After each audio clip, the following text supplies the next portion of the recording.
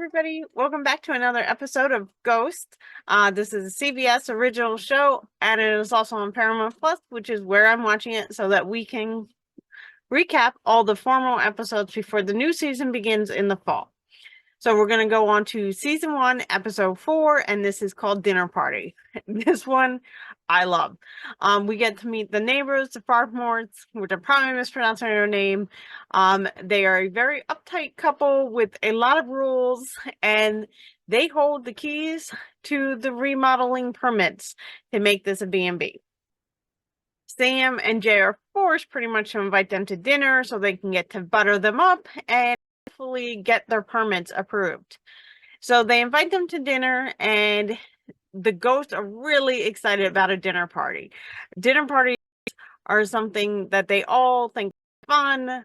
I don't think Thor, Flower, Sass really care that much, but they want to go because who doesn't want to go to a dinner party? Hetty, Alberta, and Isaac are the most excited about a dinner party. I love them talking about how you talk about the host when she leaves the room. Hetty is uptight and definitely into the formalities, and they're all just looking forward to having a good time.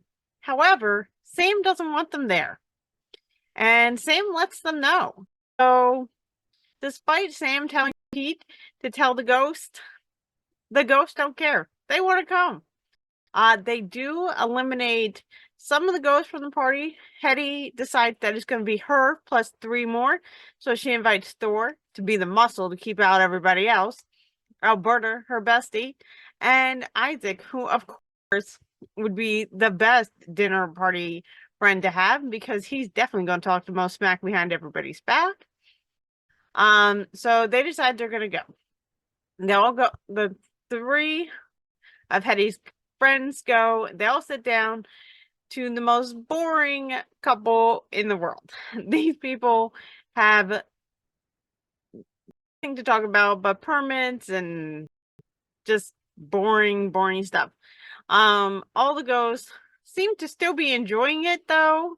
Thor gets loud. Sam gets distracted. Sam looks crazy because nobody knows she can see ghosts except for Jay.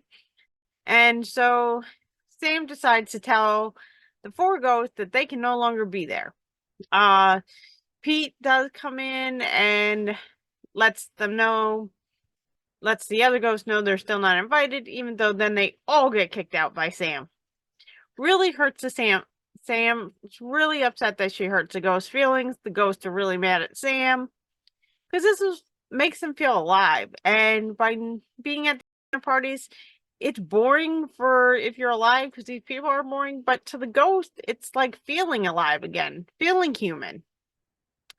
So dinner party goes on without the ghost, and it is doing terrible. But then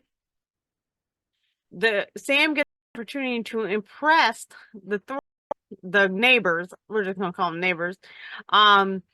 Talking about a show that Pete had told her about, that the house was going to be more like the hotel was going to feel more like this TV show from the 80s.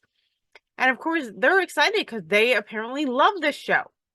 So then Sam runs to the ghost, apologizes, and hopes that they will forgive her.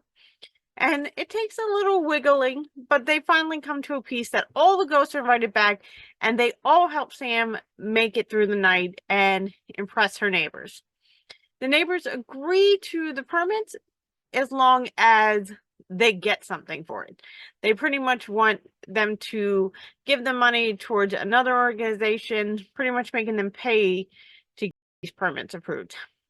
However, the ghost, while Sam and Jay are out of room, hear something about the pickleball court where they had knocked down an existing structure, which goes against one of the violations that these boring neighbors had discussed earlier.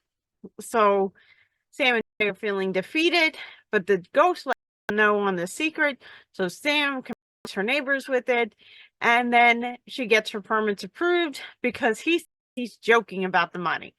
So the neighbors leave, the ghosts are happy, Sam and Jay are happy, and Pete is still called the Arrow Guy. It's a great episode. So funny. I loved all the dinner jokes that the are making throughout the dinner, which is distracting Sam, which is making Sam look crazy. It's a really funny episode. We don't get to know a lot more about the ghost besides that Pete was into really interesting shows in the 80s, and he records these shows to detail the episodes, the themes. He knows where everything was. So we get to know that when Pete is into something, he's really into it. So we get to know a little bit more about Pete. Mostly the episode's just funny. So thank you everybody for joining. Who are you getting into with the characters? Have you found a favorite?